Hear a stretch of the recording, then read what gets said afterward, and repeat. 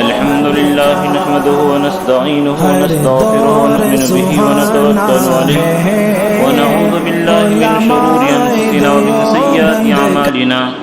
من يهده الله فلا مضل له ومن يضلل فلا هادي له ونشهد أن لا إله إلا الله وحده لا شريك له ونشهد أن سيدنا مولانا محمدا عبده ورسوله الذي أرسله بالحق بشيرا ونذيرا وداعيا إلى الله بإذنه وسراجا منيرا أما بعد فأعوذ بالله من الشيطان الرجيم بسم الله الرحمن الرحيم والفجر وليال عشر والشفع والوتر والليل إذا يسر هل في ذلك قسم لذي حجر صدق الله العظيم وصدق رسوله النبي الكريم ونحن على ذلك لمن الشاهدين والشاكرين والحمد لله رب العالمين۔ میرے محترم بزرگ اور دوستو، تذکرہ چل رہا تھا احوال آخرت کا، اس میں جنت کا، لیکن بیچ میں بقرعید آ گیا ہے، اس لیے یہ ہفتہ اور اگلے ہفتہ انشاءاللہ اس موضوع پر بات کی جائے گی۔ آج ذی القعدہ کی 27 تاریخ ہے۔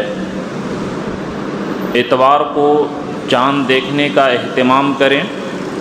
اتوار یا سوموار کو چاند نظر آ جائے گا، اسی کے مطابق بقرعید کا فیصلہ ہوگا۔ چونکہ عام طور پر لوگ صرف رمضان کو عبادت کے دن سمجھتے ہیں اور رمضان کو متبرک مہینہ سمجھتے ہیں، اور بات تو صحیح ہے کہ رمضان و شہر اللہ، شعبان و شہری و رمضان و شہر اللہ، کہ شعبان نبی کا مہینہ ہے اور رمضان اللہ کا مہینہ ہے۔ لیکن حدیث پاک میں ترمذی شریف کے اندر یہ روایت حضرت ابن عباس رضی اللہ تعالی عنہما سے مروی ہے۔ حدیث کا مفہوم ہے، اللہ کے رسول صلی اللہ علیہ وسلم فرمائے کہ جو بھی آدمی عمل کرتا ہے اس عمل کی فضیلت دوسرے دن میں وہ نہیں ہے جو ذی الحجہ کی ان 10 دنوں کی عبادت کی قیمت ہے۔ چنانچہ اللہ کے نبی فرمائے کہ جو ان 9 دنوں میں روزہ رکھتا ہے، ایک روزے کا ثواب 1 سال کے برابر، اور جو رات کو عبادت کا اہتمام کرتا ہے ایسا ہے گویا شب قدر میں عبادت کا اہتمام کرتا ہے۔ اس لیے اللہ تعالیٰ والفجر، فجر کے وقت کی قسم کھائے، والفجر ولیال عشر، اور 10 راتوں کی۔ 10 رات سے مفسرین یہاں پر یہی لکھتے ہیں کہ ذی الحجہ کی پہلی تاریخ سے لے کر کے 10ویں تاریخ تک، جس طرح رمضان میں ہم لوگ گناہ چھوڑ دیتے ہیں، عبادت کا خصوصی اہتمام کرتے ہیں، اسی طرح ان 10 دنوں کے اندر بھی خصوصی عبادت کا اہتمام کرنا چاہیے۔ سوچئے کہ اللہ کے نبی کیا فرمائے کہ جو آدمی عبادت کا اہتمام کرے تو رات میں عبادت کا اہتمام کی ایسی فضیلت گویا شب قدر، اور 1 دن کے روزے کی فضیلت 1 سال کے برابر۔ اور عرفہ کے بارے میں فرمائیں 9 ذی الحجہ کو، کہ جو 9 ذی الحجہ عرفہ کے دن روزہ رکھتا ہے، حاجیوں کے لیے منع ہے، کیونکہ حاجی لوگ بہت بڑے ارکان کو ادا کر رہے ہیں۔ حاجی لوگ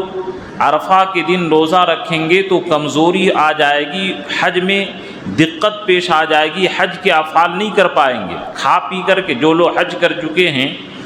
ان لوگوں کو پتہ ہے کہ عرفہ کے دن کتنی مشکلات کا سامنا کرنا پڑتا ہے۔ حج جو ہے وہ جانی عبادت بھی ہے اور مالی عبادت بھی ہے، کہ جان بھی لگانا پڑتا ہے، مال بھی لگانا پڑتا ہے۔ تو حاجیوں کے لیے تو مکروہ ہے، لیکن جو حج میں نہیں گیا ان کے لیے اللہ کے نبی فرمائے کہ میں گمان کرتا ہوں کہ 1 سال اگلا اور 1 سال پچھلا گناہ معاف ہو جائے گا۔ یہاں پر ایک سوال ہوتا ہے کہ پچھلا گناہ معاف ہو گیا، آگے کا گناہ تو ہے ہی نہیں، تو یہ محدثین اس کی تشریح فرماتے ہیں، یعنی اللہ تعالیٰ 1 سال گناہ سے بچنے کی طاقت اور قوت دے دیں گے۔ اور دوسرا جواب یہ لکھتے ہیں کہ اگر خدا نخواستہ 1 سال کا گناہ ہو جائے تو اس عرفہ کے روزہ کی برکت سے اللہ تعالیٰ اس کو معاف کر دیں گے۔ چنانچہ جب یہ حدیث بیان کی اللہ کے نبی صلی اللہ علیہ وسلم کہ ان 10 دنوں میں اللہ کے نزدیک اتنی عبادت کی اہمیت ہے کہ دوسرے دنوں میں عبادت کی اہمیت نہیں ہے، تو صحابہ نے پوچھا ولل جہاد، کہ اے اللہ کے نبی جہاد کی بھی وہ فضیلت نہیں ہے کہ اگر ان 10 دنوں میں عبادت کا اہتمام کرے ایک آدمی